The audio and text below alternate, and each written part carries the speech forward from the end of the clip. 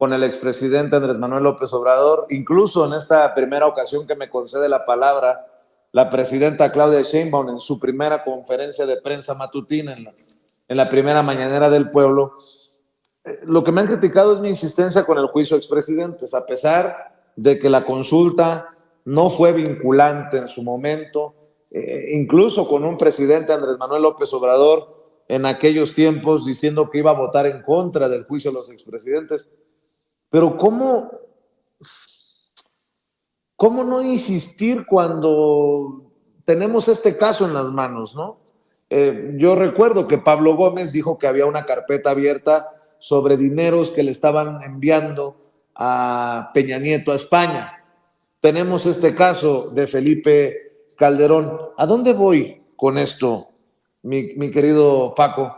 En México, por más que en su respuesta la presidenta de México, Claudia Sheinbaum, me señalara que no era cosa del Ejecutivo, sino de la Fiscalía, uno a veces se pregunta, ¿y por qué en Estados Unidos tenemos a punto de ser sentenciado a García Luna, arrestado en su momento por altas autoridades, enjuiciado, y en México, ¿por qué nunca se persiguió a este monstruo como lo has llamado, Paco?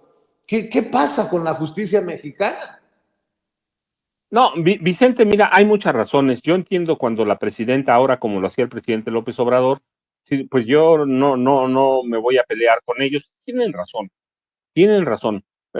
Va por varios puntos, pero mira, vamos a ver primero. Imagínate que en este momento la presidenta Claudia Sheinbaum Pardo dijera, pues sí, vamos contra los presidentes.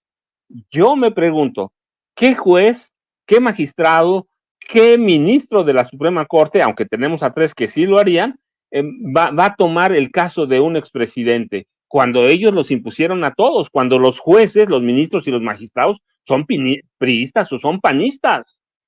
Su activismo actual es clarísimo. Yo le decía ayer a Toño, por mí yo despediría a los 55,000 empleados, sé que no lo van a hacer, ese no es el proyecto, pero pues todos los empleados del Poder Judicial, incluida la Suprema Corte, el Consejo de la Judicatura, pues son panistas, son priistas. Imagínate, ¿qué magistrado va a querer enjuiciar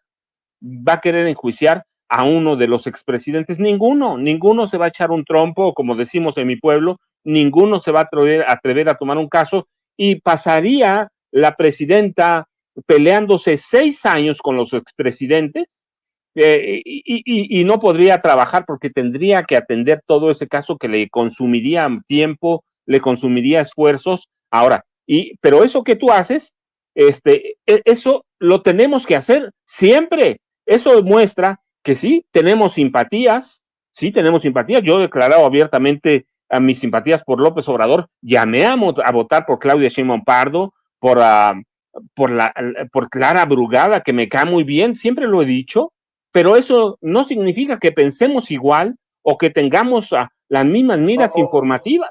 O además que sea la misma realidad, el mismo contexto de ser periodistas a ser los mandatarios del país. Eso me queda claro, ¿eh? Hay que pensar en gobernabilidad, hay que pensar en otras cosas, pero por congruencia uno que sigue insistiendo, porque entiendo que la gente abajo se ha quedado con ganas de ver en el banquillo de los acusados a estos personajes por lo que hemos ido destapando. Es más, olvídate García Luna, lo de la barda que costó cuántos miles de millones de pesos que la refinería de Calderón, o el sobreprecio de la suavicrema parada, esa, la Estela de Luz, querido Paco. O sea, solo por mencionar ejemplos, y los de Peña Nieto tú los has documentado en libros. Mira, Vicente, hablando de Calderón, porque además tengo los documentos de Hacienda, se robaron 400,000 millones de dólares producto del ingreso de venta de petróleo crudo. 400,000 millones de dólares. Eso es una locura. ¿A dónde está ese dinero? ¿Quiénes se lo robaron? Felipe Calderón, sus secretarios de Estado, los gobernadores, sí, es muchísimo dinero,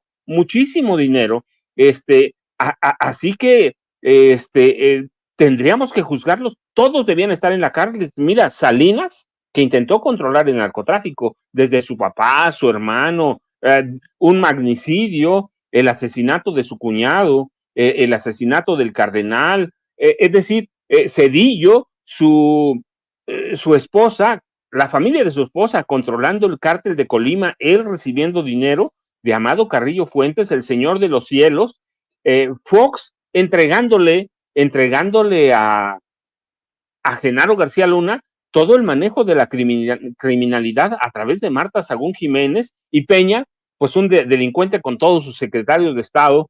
Es decir, este país tiene mucho que resarcir con esos presidentes, tendríamos que llevarlos a la cárcel, pero justamente lo que hicieron a partir de 1946, Vicente, esto no es ni con Salinas ni con De la Madrid, todo para acá, lo hicieron para crear un sistema de justicia que les favoreciera, que les perteneciera, que pudieran controlar. Así que eso es lo complicado. Detalles y raterías y sobornos están ahí a la vista de todos, Vicente. Fíjate lo que estás diciendo, la magnitud de lo que estás diciendo, Paco. Salinas quería controlar el narco.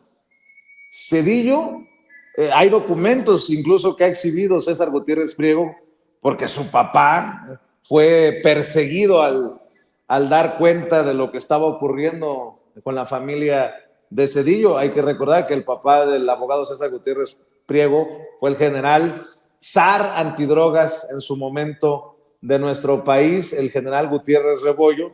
Y bueno, ahí están, recuerdo una foja, un documento del expediente que habla de incluso Liévano Sáenz, un personaje activo en los medios de comunicación que en su momento era del círculo cercano del hoy expresidente Cedillo, los vínculos pues con el narcotráfico. Y luego tienes a Fox y tienes a Calderón y tienes a Peña Nieto y todos estos que de alguna manera le besan las patas, perdón por la expresión, Paco, se fueron contra el expresidente López Obrador y esto de narcopresidente, ¿no? De narcopresidente AMLO, AMLO narcopresidente. Incluso fueron más lejos y dijeron narcocandidata o Morena narcopartido.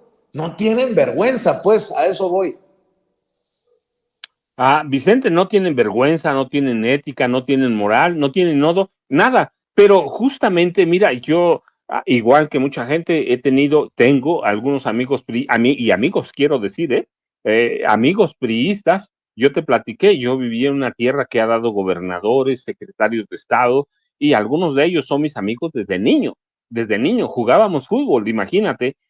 Pero este sistema fue el sistema priista, panista que queremos enterrar, fue creado para crear monstruos que no tuvieran ética, que no tuvieran moral, que no tuvieran nada.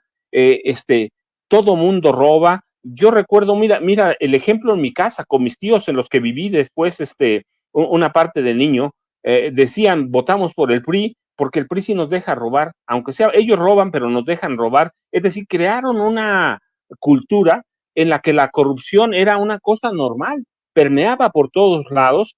Yo te platiqué, alguna vez que le dije a mi papá que quería ser periodista, me decía, oye, pero es que todos los periodistas son corruptos. Y tenía razón, no tenía razón ni tenía razón. ¿Por qué? Porque todo mundo estaba inmerso e inserto en la corrupción oficial, en la corrupción política. Así que crearon un sistema para eso, Vicente, y eso es justamente lo que los hace crear etiquetas como esta de narcopresidente sin tener una sola pista, sin tener una sola nada. Mira, es bien curioso porque platicábamos en la mañana con Toño y con Eric de esa nueva columna de Dolia, en la que destapa un complot, una conspiración rusa para México o para desestabilizar, desde México, desestabilizar Estados Unidos. Yo me reía, pero decía, mira, tienen a sus periodistas también, la CIA, tiene a Dolia, la DEA tiene a sus periodistas también. Y yo le decía, mira, esa es la CIA de 1968 que creó una conspiración comunista que nunca existió y que nos dejó una guerra en la que hubo, todavía no sabemos cuántos muertos ni cuántos desaparecidos hubo en esa guerra, llamada Guerra Sucia, que fue una guerra de baja intensidad, pero es producto de las conspiraciones de la CIA, esa CIA que en marzo de 2003 fue, propició con mentiras, con invenciones, que Irak tenía armas nucleares y no pudieron comprobar ninguna. Y hoy a través de Dolia, meten un documento, un estudio que ya tenían, un documento clasificado sobre la intromisión rusa en México, pero eso te dice la magnitud de lo que representa este país, Vicente, y lo que representan los intereses, incluso de los oligarcas. Mira, hemos platicado de políticos y de todo, pero ¿por qué a veces no nos preguntamos qué hizo Genaro García Luna para que, por ejemplo, Carlos Slim, un hombre que tiene una riqueza de 100 mil millones de dólares, en esa época no tenía eso, pero era ya de los hombres más ricos en 2000, en el gobierno de Felipe Calderón, le entregara o le pusiera a disposición de Genaro García Luna toda la plataforma tecnológica de Telmex?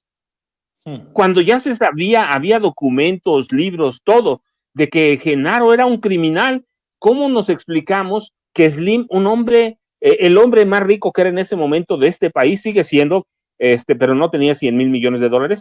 ¿Cómo te explicas o nos explicamos que un magnate de esta naturaleza le haya entregado toda la plataforma tecnológica de Telmex?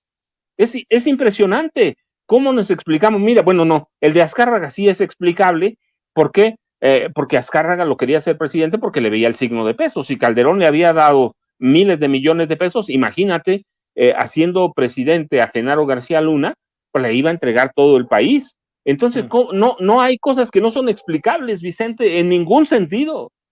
Oye, Paco,